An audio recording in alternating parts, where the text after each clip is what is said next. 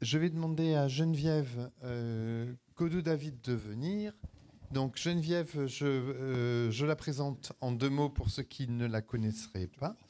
Geneviève est professeure en biologie, en biologie, écologie et en botanique, membre de la Société des sciences naturelles de Bourgogne. Et tu as étudié en particulier les symbioses entre micro-organismes et végétaux, me semble-t-il. Tu as contribué au livre Graines de Noé, un nouveau sillon pour les blés paysans qu'on retrouve dans le stand juste en sortant et qui a été publié en 2020 par le réseau des semences paysannes.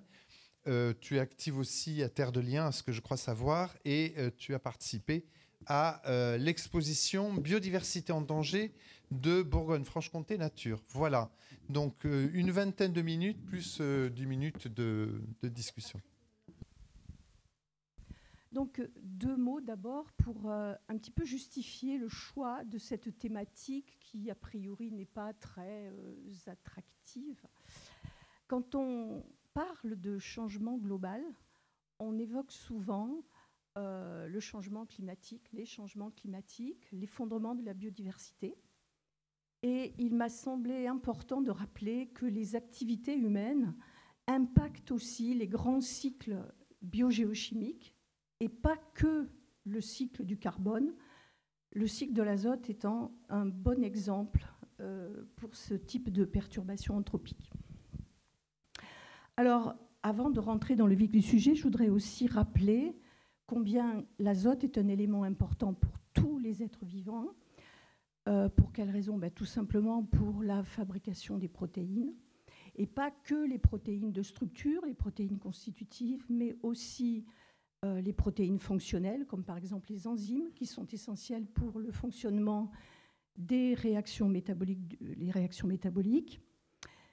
Azote essentiel également pour la synthèse du matériel génétique. ADN et ARN, on le sait, sont constitués de bases azotées. Alors, l'azote, c'est quand même un élément qui est relativement abondant, soit 78% de l'atmosphère terrestre actuelle. Mais cette abondance masque une relative indisponibilité pour la majorité des êtres vivants. Seuls une minorité de micro-organismes, essentiellement des prokaryotes, des bactéries, mais pas que, également des archées qui sont des prokaryotes un peu différents, sensiblement différents des bactéries. Seule cette petite catégorie d'êtres vivants est capable de fixer l'azote atmosphérique. Alors, quelles sont les formes d'azote qui sont disponibles pour la majorité des êtres vivants ? Eh bien, c'est d'abord l'azote minéral, l'ion ammonium, l'ion nitrate, qui sont assimilables par les végétaux. Et puis l'azote organique, qui est formé de molécules plus complexes et qui sont utilisables par les animaux. Voilà le cycle de l'azote. Alors, vous voyez, il est constitué, évidemment, il montre l'entrée et la sortie de l'azote gazeux dans l'atmosphère. Et il montre le flux de ce qu'on appelle l'azote réactif, c'est-à-dire l'azote qui est utilisable par la majorité des êtres vivants, par exemple l'ammoniac, les nitrites, les nitrates, etc. Une étape importante de ce cycle, alors je suis obligée d'un petit peu rappeler les différentes étapes, c'est pas très, c'est un peu ingrat comme présentation. Une étape importante, c'est ce qu'on appelle la fixation. Qu'est-ce que c'est que la fixation ? C'est tout simplement la transformation de l'azote gazeux en ammoniac. Alors, de quelle façon ? Eh bien, on définit en général qu'il y a 2 façons, 2 possibilités. La première, c'est une fixation qui se fait grâce à l'énergie dégagée par les éclairs au moment des orages. L'azote gazeux, dans ce cas, il peut être oxydé et former des oxydes d'azote qui ensuite vont se combiner avec de l'eau pour former des nitrates. L'énergie des éclairs est suffisante pour casser les liaisons, puisque finalement l'azote gazeux, qu'est-ce que c'est ? Que c'est 2 atomes d'azote reliés par 3 liaisons chimiques qui sont relativement difficiles à casser. Donc cette énergie-là est suffisante. Mais la façon la plus importante sur les écosystèmes, c'est ce qu'on appelle la fixation biologique, c'est-à-dire la fixation grâce à des bactéries. Alors, je ne vais pas détailler beaucoup cette fixation, simplement dire que ce qui intervient, ce sont des bactéries. Il y en a qui vivent libres dans le sol, il y en a qui sont en association avec des racines de certaines plantes, et particulièrement les fabacées, d'où le fait qu'on utilise beaucoup les légumineuses dans les agricultures, parce que ces plantes sont réputées enrichir le sol en azote. Le point commun de toutes ces bactéries, c'est qu'elles possèdent un équipement enzymatique sous forme de nitrogénase qui va leur permettre de précisément abaisser l'énergie d'activation, qui va permettre de casser cette liaison entre les atomes d'azote. On peut également fabriquer de l'ammoniac. Il est possible de fabriquer en dégradant la matière organique qui se trouve dans le sol, alors que ce soit de la matière organique végétale ou animale. Évidemment, il n'y a pas que des bactéries qui interviennent, il y a toute une faune du sol qui peut intervenir pour cette dégradation. Mais en tout cas, après, il y a un tas de bactéries qui sont des bactéries dites ammonifiantes et qui effectuent ce travail dit d'ammonification qui permet de transformer la matière organique en ammoniac, lequel sera assimilable lorsqu'il sera sous forme d'ion ammonium. Étape suivante, c'est ce qu'on appelle la nitrification, avec l'intervention encore une fois de bactéries dites de la nitrification. Alors on cite souvent, ce sont des bactéries aérobies qui vont utiliser l'oxygène pour oxyder l'ammoniac en nitrite et les nitrites en nitrate. Alors on cite souvent Nitrosomonas, Nitrobacter, pour tous ceux qui ont eu des cours d'agronomie, c'est un grand classique. Évidemment, pour faire retour à l'état d'azote gazeux, eh bien, on a toute une cohorte de bactéries dites dénitrifiantes qui vont faire un petit peu le travail inverse, c'est-à-dire qu'ils vont transformer les nitrates en nitrites, puis les nitrites en monoxyde d'azote et les monoxydes d'azote en protoxyde d'azote et enfin en azote gazeux. Et puis, de façon relativement récente, quand je dis de façon récente, c'est en gros dans les années 2000, découverte d'un nouveau processus de dénitrification qu'on a appelé le processus Anamox, qui permet lui aussi de dénitrifier. Alors, je ne vais pas rentrer non plus dans le détail, mais c'est la découverte de tout un ensemble de bactéries qui sont plutôt des bactéries aquatiques, qui vivent dans les eaux douces ou dans les milieux plutôt saumâtres, et qui vont, à partir de l'ammoniac, pouvoir faire retour à l'état d'azote gazeux. Processus Anamox. Et ces bactéries-là, ce sont des planctomycètes et elles ont un équipement enzymatique, elles ont même un organite tout à fait spécial pour effectuer ce type de réaction. Alors, vous voyez bien que le cycle de l'azote, c'est un cycle qui est totalement dominé par des bactéries. Bactéries de la fixation, bactéries ammonifiantes, bactéries de la nitrification, bactéries de la dénitrification, bactéries Anamox, un cycle totalement dominé par des bactéries. Et vous voyez que pour que ce cycle puisse fonctionner sur le long terme, eh bien, il faut que les flux de nitrification et de dénitrification s'équilibrent. Et cet équilibre, eh bien, il a été, je crois, à peu près, alors je ne sais pas si on peut fixer précisément les dates, mais on peut dire que il a été équilibré jusqu'à peu près la moitié du XXe siècle, à peu près en moitié. Qu'est-ce qui s'est passé à partir de là? Eh bien, il y a eu introduction dans le cycle de ce que sont les engrais, les fertilisants de synthèse, parce que l'on a appelé le procédé Haber-Bosch. Alors, juste 2 mots sur ce procédé. Fritz Haber, c'était un chimiste allemand qui a, mis au point la synthèse de l'ammoniac. De quelle façon? Eh bien, tout simplement en utilisant l'azote de l'air et en utilisant le gaz naturel, qui fournissait à la fois l'hydrogène et l'énergie, une énergie suffisamment puissante pour casser ces fameuses liaisons qui relient les atomes d'azote. Cette réaction se fait à haute température et sous haute pression. Ce cette découverte de la synthèse de l'ammonium qui a valu à Fritz Haber le prix Nobel dans les années 1908, quelque chose comme ça. Le prix Nobel lui a été remis beaucoup plus tard parce qu'entre-temps, il y a eu la Première Guerre mondiale.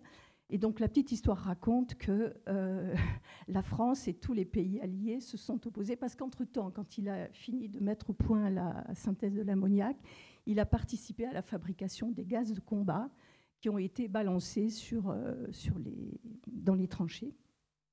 Alors, il y a toute une histoire autour de Fritz Haber. Toujours est-il que cette synthèse de l'ammoniac, elle a ouvert la voie à la production massive et industrielle des engrais, mais également des explosifs. Et je rappelle que le nitrate d'ammonium, ça peut exploser. Les gens de Toulouse s'en souviennent, et plus récemment à Beyrouth. Voilà. Donc, très intéressé par la fabrication d'engrais et d'explosifs. Toujours est-il que Fritz Haber a eu le prix Nobel parce qu'on a considéré qu'il était un sauveur de l'humanité, parce que, mine de rien, ces engrais-là, ils ont fait exploser les rendements notamment en céréales.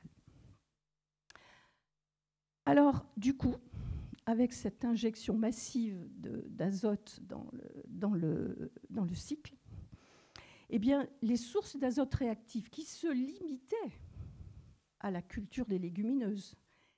Voilà la liste des 4 sources par ordre d'importance. Il y a d'abord les engrais azotés de synthèse, mais également la combustion d'énergie fossile, parce que tout ce qui est gaz, tout ce qui est charbon, tout ce qui est pétrole, quand ça brûle, eh bien, ça libère des oxydes d'azote. Et donc ces oxydes d'azote, là, c'est vraiment une production anthropique.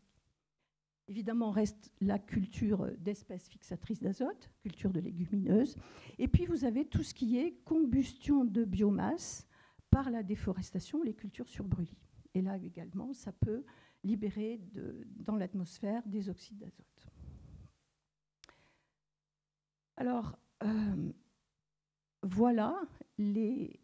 alors, juste, je voudrais ajouter que, à la différence des engrais organiques, qui sont libérés, mais qui sont épandus, mais qui correspondent à un recyclage d'une matière organique déjà existante, les engrais azotés de synthèse sont une source totalement neuve qui viennent se réajouter et qui créent un flux massif, un apport très important au niveau du cycle de l'azote. Alors, pour vous donner quelques chiffres, voilà un tableau qui compare la quantité d'azote fixée par la seule culture des légumineuses il y a un peu plus d'un siècle, en 1890. Et vous voyez qu'en 1890, l'azote d'origine anthropique... voilà. Vous voyez ici, vous avez un petit peu plus de 15. Alors, les chiffres sont donnés en téragrammes. Si vous êtes comme moi, téragramme, ça ne me dit pas grand-chose et puis ça ne fait pas beaucoup. En fait, un téragramme, c'est 1 million de tonnes. Donc, si on parle en millions de tonnes, ça donne un peu plus de...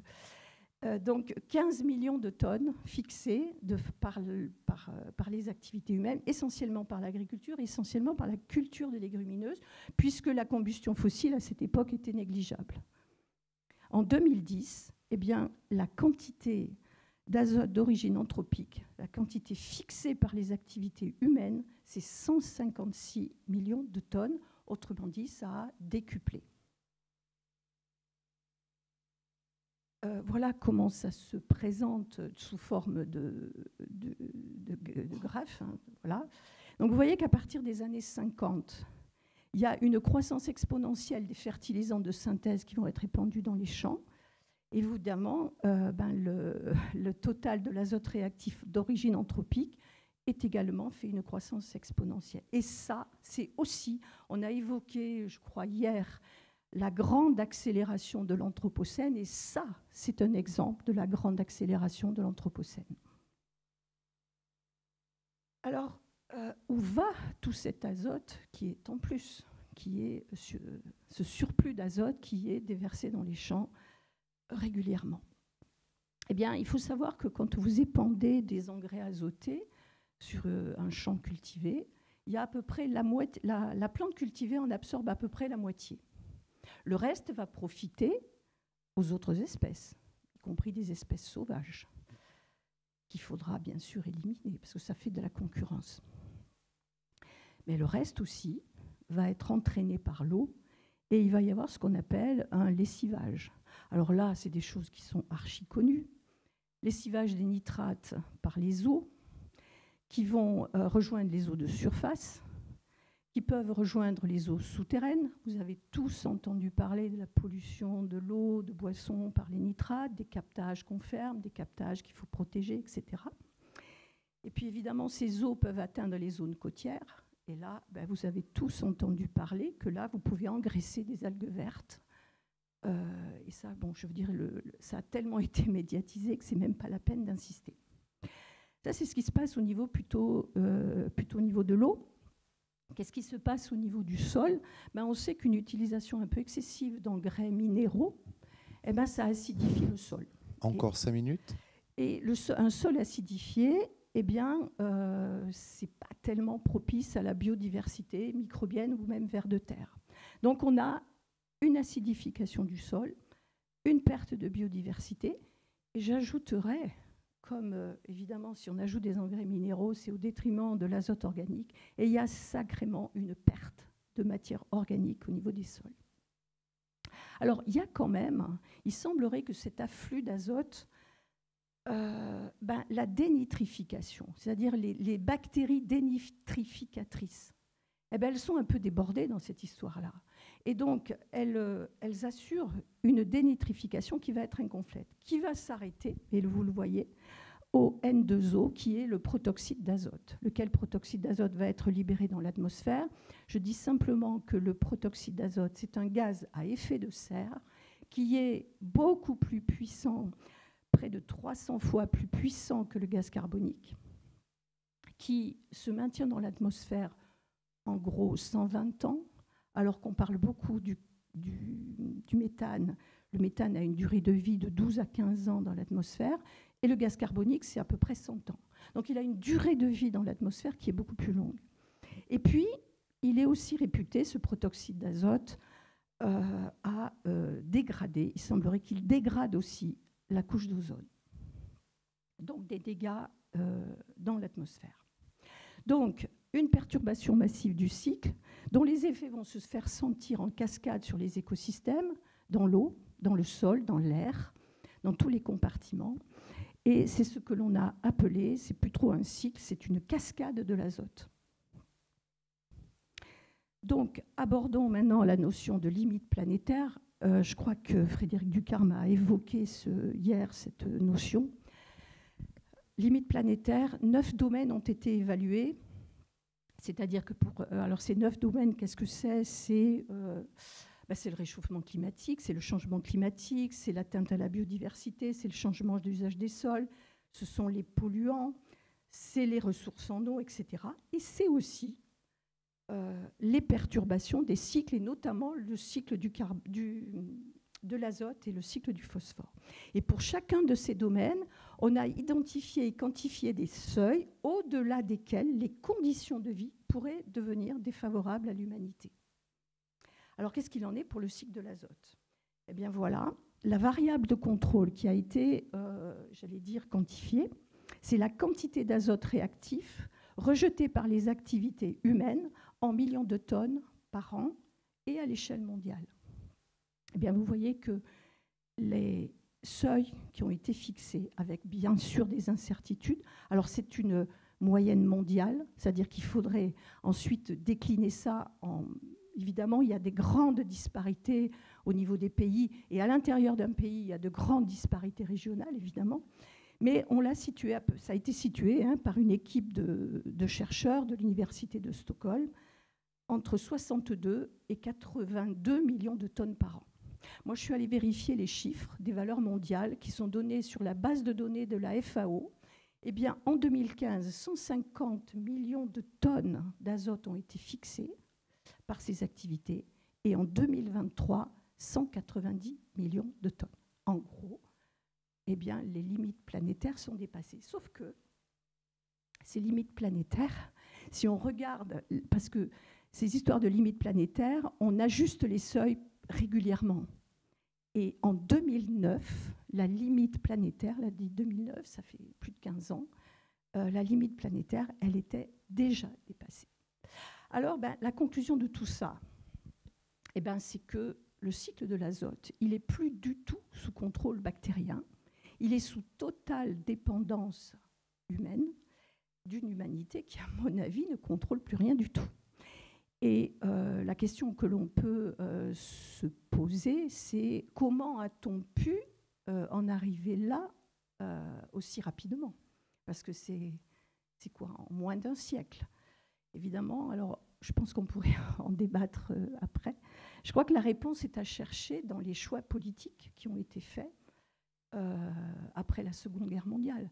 Alors autant je pense qu'on ne peut pas critiquer les décideurs qui ont, après-guerre, avaient des moyens techniques d'augmenter les rendements dans une France qui était quand même pas du tout autosuffisante. Je pense qu'on peut difficilement leur reprocher d'avoir tenté d'augmenter les rendements.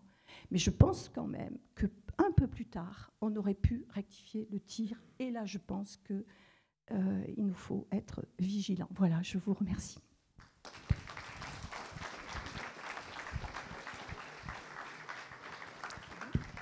Merci beaucoup Geneviève et merci de nous avoir alertés puis d'avoir mis ce focus sur un cycle biophysique absolument essentiel dont on parle finalement rarement au niveau grand public, je dirais.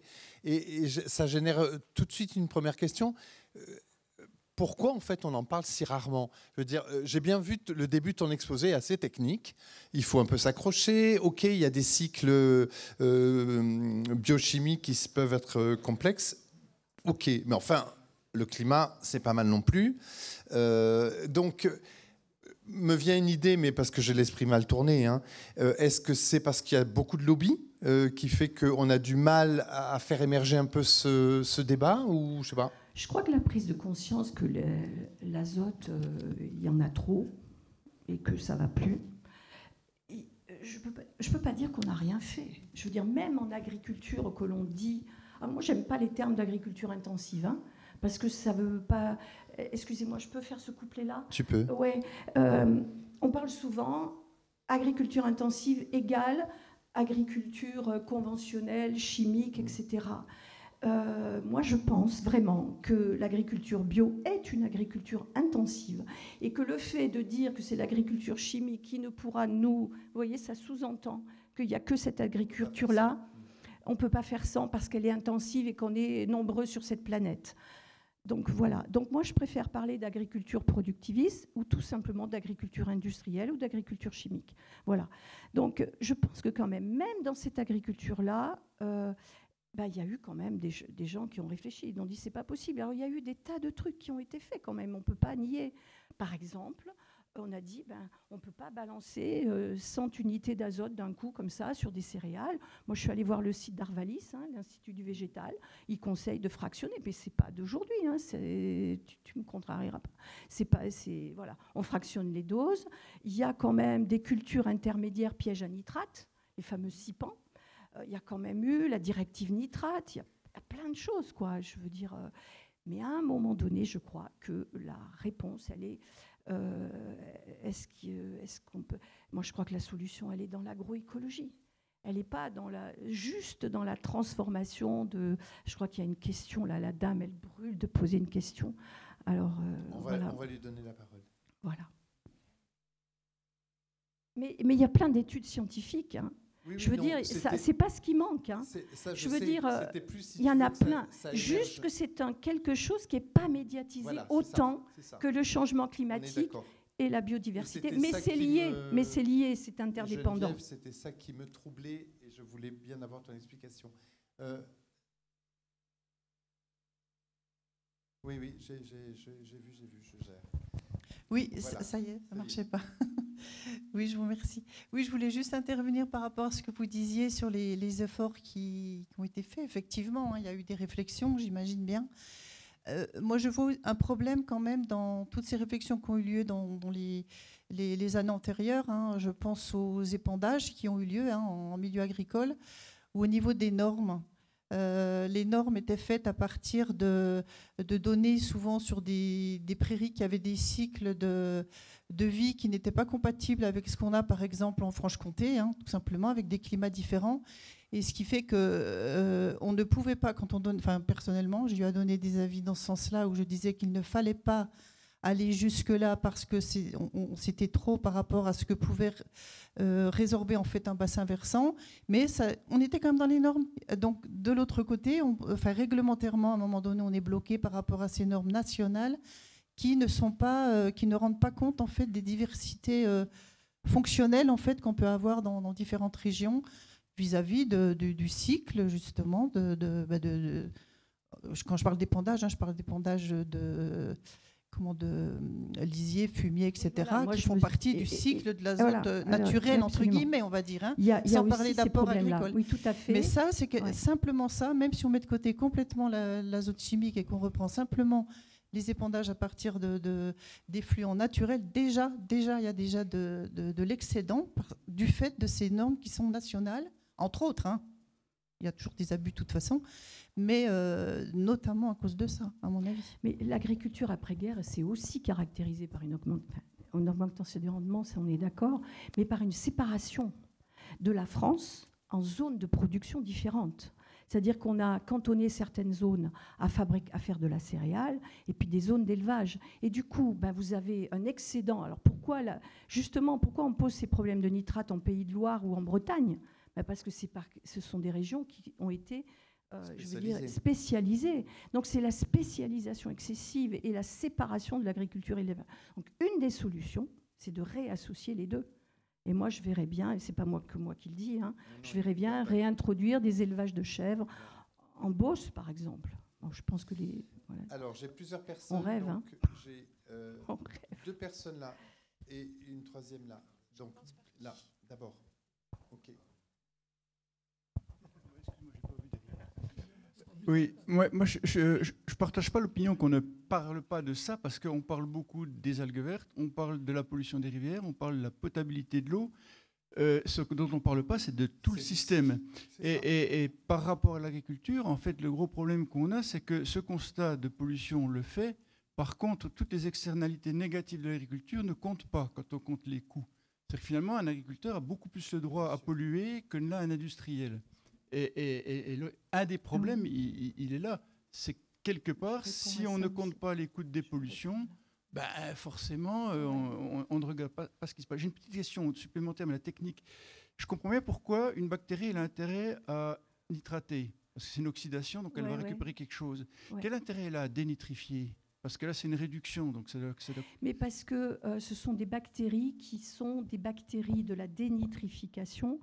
Ce sont des bactéries qui, je pense, sont des bactéries anaérobies, d'accord, et qui, lorsqu'elles sont en milieu anoxique, elles utilisent l'oxygène, en fait. Elles ne peuvent pas utiliser l'oxygène comme accepteur d'électrons, et c'est ce qu'on appelle la respiration nitrate. Voilà. Donc, c'est leur manière à elles d'avoir de l'énergie, en fait. Voilà. Par contre, moi, il y a un truc qui m'intrigue. Alors, peut-être que je peux poser une question à Marc-André Sellot. Il est là ? Oui, je crois. Il est là. Il est reparti. Bon, alors tant pis, je lui poserai une autre fois. Voilà. Il y a une question que j'ai pas eue. Oui, moi, je voulais faire une remarque, et poser une question, faire une remarque. C'est que quand l'agriculture s'est développée, parce que c'était une nécessité de nourrir, après-guerre, comme l'a dit d'ailleurs très bien Geneviève, il y avait des telles réponses au rendement quand on mettait de l'azote qu'il y a eu une espèce de fuite en avant. Ça répondait bien, et puis en fait, la politique agricole, comment dirais-je, elle l'encourageait. Le problème, c'est qu'il fallait s'arrêter bien avant. Edgar Pisoni, qui avait été celui qui avait mis en place cette intensification, l'a écrit. C'est rare qu'un homme politique dise « j'aurais dû faire autrement ». Il a contribué d'ailleurs à la loi d'avenir de 2014, qui justement essayait de mettre en place. Mais Geneviève a tout à fait raison de dire qu'on oppose, on se dit oui, mais cette agriculture-là, elle a des externalisations négatives, mais elle produit, elle nourrit. C'est pas vrai. L'agroécologie ou l'agriculture biologique peuvent très bien, ce sont des productions intensives. Il ne s'agit pas de faire des rendements faibles. Je renvoie simplement au rapport, le rapport d'Olivier de Schutter, qui est à l'ONU, hein, qui est rapporteur spécial à l'ONU sur l'agriculture et l'alimentation, où il dit très clairement, et je crois que c'était en 2014 ou en 2016, je ne sais plus, j'ai plus la date, où il dit « Seule l'agroécologie est capable de nourrir le monde ». Parce que de toute façon, cette agriculture-là, je le répète, qui est une agriculture chimique, elle est dans l'impasse. Elle est dans l'impasse économique, pourquoi ? Parce que les rendements baissent. Parce que le prix des engrais, ils sont fabriqués avec du gaz naturel. Il n'y a pas de raison que ça n'augmente pas. Alors, je racontais déjà ça avant la guerre en Ukraine. Donc, je veux dire, j'ai un argument de plus. Bon. C'est une impasse environnementale. Je veux dire, j'espère vous en avoir convaincu. C'est aussi une impasse sociale. Je rappelle que simplement les agriculteurs, alors il n'y a pas que ces raisons-là, mais c'est une agriculture chimique dont ils sont les premières victimes, puisqu'ils en meurent, quoi. Alors, soit ils ont des maladies professionnelles qui sont maintenant reconnues quand même, ils se sont battus pour ça, mais ils sont reconnus, et puis c'est la profession où on se suicide le plus. Donc ça veut bien dire que c'est quand même une profession qui est sinistrée. Donc une impasse économique, une impasse environnementale, une impasse sociale, ça fait beaucoup. Donc cette agriculture-là, elle n'a pas d'avenir. Alors moi, je ne vous dis pas que l'agroécologie, ça va... Mais je veux dire, on n'a pas d'autre choix, de toute façon. On va faire court parce que là... Une dernière question justement sur ça.